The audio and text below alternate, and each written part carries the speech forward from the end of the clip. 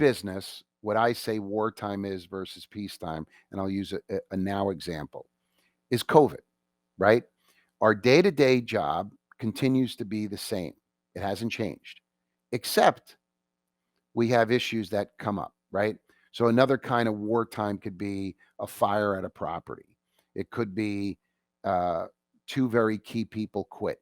It could be a snowstorm, um, or in this case, 21-month run of COVID that has put us all in a different style of leading, managing, receiving services, delivering services. And how do people lead in wartime versus I'll call pre-COVID, right? Where it was the normal crazy things that we dealt with day to day. And when your leadership is tested, and I use that example because that's when true leaders stand up.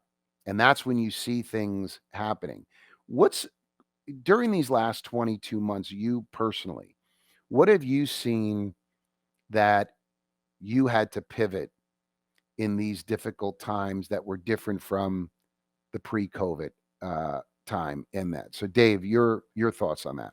Yeah, I can't believe I'm going to use Mike Tyson here as an analogy in leadership, but he's the one that said, everybody has a plan until they get punched in the face, and and where you mentioned, they're true, when adversity hits, um, that's when everybody's true colors come out. So people are really, really good or a lot of people are very, very good at what you talked about, Michael, in peaceful time of getting the job done and doing what their day-to-day duty is, and the plan's going according to plan. But when adversity hits, you get punched in the face, or as you mentioned, is wartime, you know, that's when everything's elevated. And what you see is, if you're in the industry that we are in, customer service, in the service industry, people in general, and we're seeing it throughout the country. We're hearing stories about it all the time. People who get frustrated easily get frustrated even more easy during a pandemic. People who tend to lash out and get anger quickly, it happens quicker. And so as a leader, the skills that are necessary to stay calm and recognize that you have to even be more proficient at, and if you overreact, or if your skills are not developed, and your self-awareness yourself of understanding that when adversity hits, my heart rate's going to go up a little bit. When my heart rate goes up a little bit, I tend to overreact. I have to have control of that, and especially in times of wartime or pandemic, or when you get punched in the face. Right, right, right. It's great. That's great. Great points. Jesse, your thoughts? Well, I think for me, it's hard to be a barometer for that because obviously myself, my department have been dealing with the COVID issue in a different way. So relative though to COVID, I think the lesson that's come away for me in how we pivot during times where there's either a lot of unknowns, or there is a different kind of pressure. I value even more now than I ever did before is the ability to keep your team and yourself really nimble, right? And being able to do many, many things. So, I think the teams that pivoted the best were teams that had um, folks that had a lot of cross training, that even the leader themselves knew how to go up and down inside of their own little organization of, hey, I know how to do that part of the job that is maybe two levels below me, but I also need to now come up to a different level because there's more strategic planning needed of me now. So I think that the teams and the leaders that really created organizations where they could quickly change and move the responsibilities around quickly did the best. So there's a lot of lessons learned Hmm. even as a leader on how to better prepare for that. But I also think that wartime is relative, right? So when you speak about wartime, I could be going through wartime, but you might not be, Right. right? So Correct. the Hmm. leader next to me may have had 3 people quit. Hmm. They may have, a brand new or 2 new clients coming on. They might have, 2 or 3 really difficult properties with a lot of complexities and projects going on that require more of their time. So that leader may be in wartime while another leader is Is not not. in Right. wartime. So I think what it goes back to really, self-awareness. I think we do lead differently under pressure than we do under times that are considered more normal.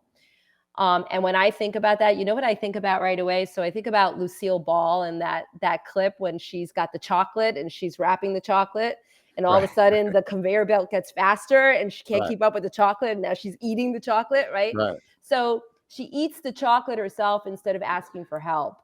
Right. And that's where we go wrong in wartime. We should be able as leaders to either ask more help of our teams and ask more of our teams, or we should be able to go to another resource and be comfortable saying, I am overloaded, I need help, but have a plan for that help. Don't just scream out, I need help. Say, can you take this, and be very intentional about what you pass on to someone for a short period of time and come back. But you got to have solutions. You can't just, come out there and say, this is not fair. I can't keep up. So I think that to me is sort of what comes away, is that, we do need to be humble enough again to say, I can't handle it. I need someone's help. Yeah. And I'll tell you, I'm thinking back on, that March 16th, that Monday, 2020, It's when burned in our there brains, was a right? there was the switch was dropped, or the plug was pulled. And when I think what we did pivot, how we pivoted, I started having, daily calls. So we immediately went to 5 days a week. The executive team, there was 16, 17 of us on a call every 8 a.m. We did that for a year straight. Except for weekends or holidays, we never missed a call. And what that did was it kept us very relevant every day for about an hour or 45 minutes we were on the call for. We had an opportunity to work through what challenges were. And sometimes it was a matter of how we were going to promote hope and inspiration, because we were paralyzed in this specific example on what the CDC was guiding, or the government and everyone else was pulling. And we were, in real time trying to figure this out too, while the world was watching on TV. And then we had our day jobs. And our day jobs were, we had to function, and there still were leaks happening. Financials still had to be put out. We had to coordinate vendors, notwithstanding it was essential, and a lot of people were bunkering down. But then more people had opportunities to see things, so the phones were ringing a lot more. And then by the phones ringing a lot more, there were people that were dealing with their own personal stress. Their families can't see their families, maybe potentially losing their jobs, and they're a single parent and their kids were homeschooled. Like, all this came down to is, how did leadership step up? What did leadership do to jump in and handle it? And a lot of times there weren't any really great solutions, except the solution was communication, empathy, listening, awareness, a shoulder to lean into, sometimes being a bit more disciplined, and there was many calls I took from people that I just listened. I didn't have an answer. It was hard because it was people who were really, really emotional. But then they felt, thank you for listening. And I really felt like I didn't do anything. I mean, I did listen to them. I did have true empathy. It was very authentic. But that's where you look at how leadership pivots to play offense, when most people in those situations were playing defense. I'm just going to sit and wait. I'm not going to do anything. We're all going to work from home and not do anything. And leadership pivoting and say, well, wait a minute, you know, there has to be something. Is there opportunities in this time that we can help, that we could do better things? And there is going to be good out of this. The bad is obviously the bad, but there is going to be good. But good is made by people who choose to create it, right? That's the future, right? When people say, oh, no, nothing just lands on our lap. Even winning the lottery, you still have to play, right? You still have to get your ass out of bed, get in your car, write down what it is, pay with the money you make, and then hope that you win.